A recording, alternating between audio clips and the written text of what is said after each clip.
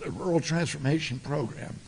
And I'll talk just a little bit about what that will do. Right now, we send about 7%, 6 to 7% of Medicaid dollars to rural hospitals. And that's about a total of $19 billion a year. So they're already getting shortcut.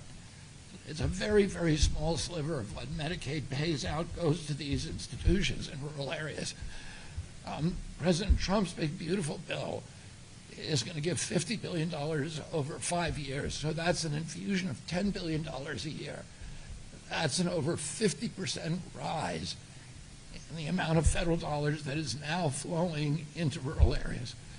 Oh, this bill has the capacity to save these rural hospitals, to give them a chance to stabilize themselves, to right the ship, and then to adopt innovation and workforce changes so that they can survive for the decades into the future. The money, as Governor Abbott pointed out, the first $25 billion of that is going to be distributed evenly to the 50 states.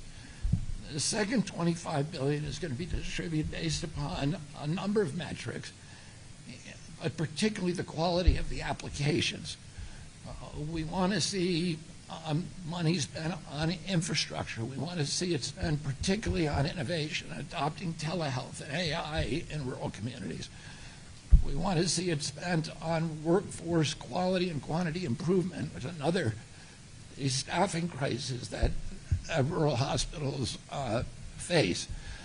And we want it spent on, we want to see proposals that will emphasize holistic care, preventative care, value-based care, and physical health, exercise, food, these kind of things, and rebuilding the infrastructure of these facilities so that they can last for generations. The applications are coming out. The deadline is coming very, very quickly. And so we met with the rural health providers today, and we encouraged them to cooperate. We didn't really have to encourage them because they already have extraordinary cooperative relationships with each other. They came up during our meeting with a series of ideas that every one of them, from a personal point of view, I wanted to fund. As they're the kind of ideas that could propagate and spread, and that were very, very thoughtfully crafted, and we'd like to see those kind of things adopted throughout the country. I think you have an extraordinary quality of leadership in these rural health care in this state, and I'm very confident that the application is going to be a stellar one. One of the things that I talked about with Governor Abbott is that part of the score is going to be how well the state has done at adopting kind of MAHA legislation. And Texas now leads the country, so I think they're going to do very, very well in their application. The decisions will be made by December 1st. We will evaluate all the applications, and then the money will be distributed starting in January. And so I've encouraged Governor Abbott and these wonderful leaders behind me to work as hard as they can to come up with the most innovative solutions. I want to say one other thing that is going to benefit rural hospitals in this country. President Trump has signed an executive order that requires, when we at HHS or the other federal agencies want to adopt a new regulation, we first have to get rid of 10 existing regulations. And the rural hospitals are very, very badly overregulated, and it's one of the reasons they have very high costs. We've encouraged the people in this room to provide us regulations that are impediments to them providing good care to their patients, and we will do everything we can to get rid of those regulations, to untie their hands, to allow innovation to flourish, to turn every county in Texas into a laboratory for healthcare innovation. And let's get in the AI and the telehealth and all of these entrepreneurial changes that we can have when you have such a brilliant, thoughtful, and imaginative leadership in the state. Thank you. Thank you very much. We'll take a few questions. Secretary Kennedy, thank you for being here.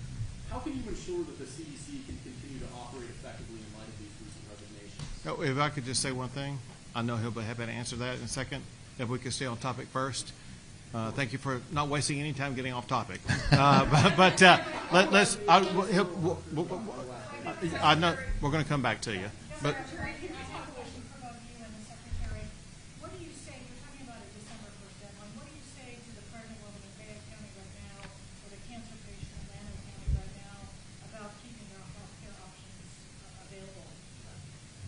Well, I think the big beautiful bill, the money. That's why we want to get money out the door as quickly as possible. This is an unprecedented fast pace, and the reason that we're addressing this with such rapidity, which puts a huge burden on my agency and the federal government to make these decisions, is because we understand the dire need that people in rural areas are now suffering, and we want to get them that money as quickly as we can.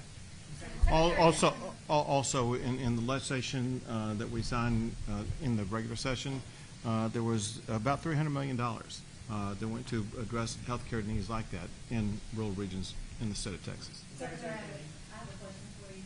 So you talked about telehealth being a solution for families in rural communities that, many areas is designated behavioral health workforce shortage area. And so while you're saying telehealth is a solution, if you don't have the staffing across the state to address the needs of families, where do we go from here? How are we going to address the staffing issues to make sure that families in crisis can connect with someone even through telehealth? And is there a plan in place to sustain a 90-day crisis lifeline so that people can have a direct source of support? And is there another benefit that there is that it's important to me to know that that resource follows all the way through to a person in need? Sure. So we can both try that. So for one, you're mentioning a couple of things. One is the availability of telehealth. We realize that's possible in some ways, not possible in other ways. We've got to find ways to expand that. Staffing is another crisis point issue that we're working to address, whether it be on mental health related issues or non-mental health based issues. But it's, through the telehealth, that's one way in which we can actually expand access to staffing without then being there in person, but through the telehealth approach. Two more questions. Right. Secretary Kennedy, that's Karen Paul with CBS News. Thanks for being with us today. My question is, in speaking of rural Texas, we know places like Uvalde have experienced one of the worst mass shootings in history. The CDC has previously been responsible for studying gun violence. A lot of those programs have been cut now. Would you still consider gun violence a public health crisis? And who's going to be... I certainly consider mass shootings a health crisis, and we are doing for the first time real studies to find out what the etiology of that is. And we're looking for the first time at psychiatric drugs. These kind of mass shooting, people have had guns in this country forever. When I was a kid, we had shooting clubs at our school. Kids, my classmates, other people, would bring a .22 rifle with their guns to school and park it in the parking lot. Nobody was shooting, so there's never been a time in America, in the history of humanity, and people walked into a crowd, into a church or a movie theater or a school or a crowd of strangers and just started randomly shooting. It's happening in our country. It's not happening around the world. And there are many other countries that have comparable levels of guns that we have in this country. We had comparable levels in the 40s, 50s, and 60s, and people weren't doing that. Something changed, and it dramatically changed human behavior. And one of the culprits we need to examine is whether the fact that we are the most over-medicated nation in the world, and that a lot of those are psychiatric drugs that have black box warnings on them that warn of suicidal and homicidal ideation. So we are doing those studies right now for the first time, and we will have an answer. Last question. Hold a second. He opened with that. He gets to go back to it. Thank you, Governor. My question was, in light of the recent resignations of the CDC, how are you ensuring that agency is able to do its job effectively? I would say this, that first of all, I will confirm that we let go Susan Menares yesterday. I'm not going to talk about personnel issues, but the CDC is an agency that is very troubled for a very long time, and anybody who lived through the COVID pandemic and saw all of these bizarre recommendations that were not science-based, all the misinformation, understands that the CDC has on its website today that among the top 10 medical innovations, greatest medical accomplishments in history was abortion. This is one of the greatest medical accomplishments because it keeps small families. Go to the website and look at it. Fluoridation, giving kids a toxin, and vaccines. So there's a lot of trouble at CDC, and it's going to require getting rid of some people over the long term in order for us to change the institutional culture and bring back pride and self-esteem and make that agency the stellar agency that it's always been. I'm very confident in the political staff that we have down there now that they're going to be able to accomplish that and ensure the competent functionality of that agency. That's it. That's all we got time for. That's all we got time for. No, that's all we got time for. Thank you. Thank you, guys.